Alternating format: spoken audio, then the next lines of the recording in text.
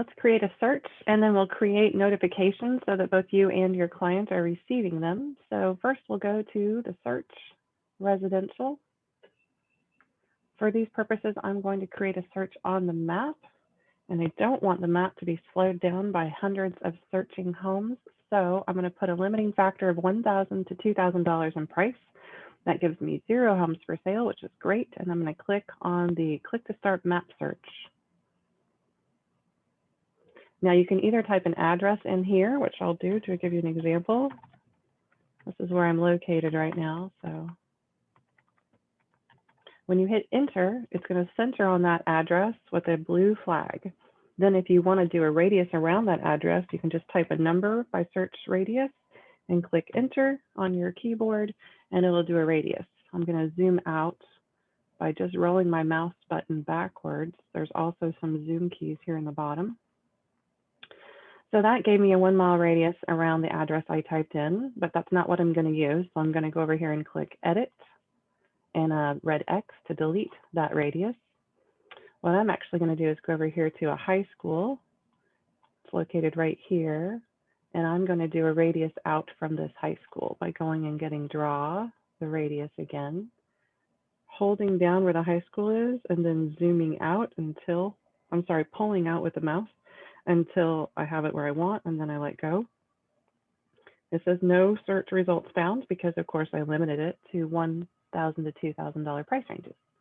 So let's go back over to criteria, and let's get rid of the 1,000 and bump that 2,000 up to 185,000. That gave me 14 properties. I'm sure a good number of those are contingent. Yes, we don't need those, but I am going to add in coming soon properties. So that's 5. And because there's so few, I'm not going to add any more criteria. I'm going to save this search as, my search name is going to be the client's name. And I'm going to save it to a contact, which I have not created yet, or I could search for it here, but I'm going to create a new contact.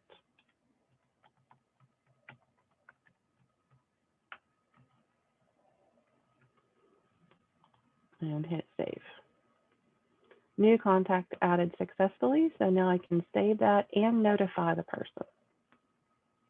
That's going to immediately bring up the search notifications page. So you have multiple options here.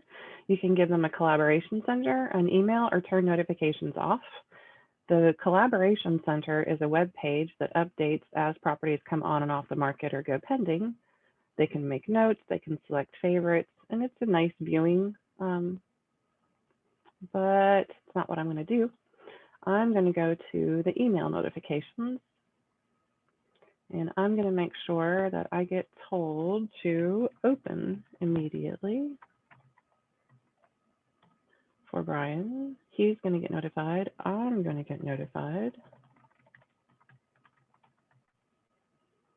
immediately versus recurring. If I hit recurring, you would want to know what time of the day and week do I want to send these out? No, I want it to go out immediately when the agent sets it to active or to coming soon. So I'm going to hit OK. And we're complete. My client will now receive that notification as I will